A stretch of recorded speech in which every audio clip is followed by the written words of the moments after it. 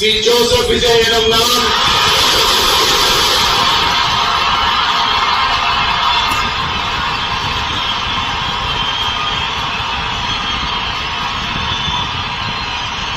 சட்டப்படி அமைக்கப்பெற்ற இந்திய அரசியல் அமைப்பின்பால்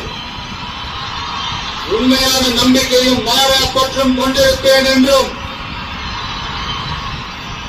இந்திய நாட்டின் ஒப்பில்லாத முழு முதல் ஆட்சியையும் ஒருமையையும் நிலை நிறுத்துவேன் என்றும் தமிழ்நாட்டு அரசின் முதலமைச்சராக உண்மையாகவும் குலச்சான்றின் வழியும் என் கடமையை நிறைவேற்றுவேன் என்றும் அரசியல் அமைப்பிற்கும் சட்டத்திற்கும் இணங்க அச்சமும் ஒருதலை சார்பும் இன்றி விருப்பு வெறுப்பை விலக்கி பலதரப்பட்ட மக்கள் அனைவருக்கும் நேர்மையானதை செய்வேன் என்றும் ஆண்டவன் மீது ஆணையிட்டு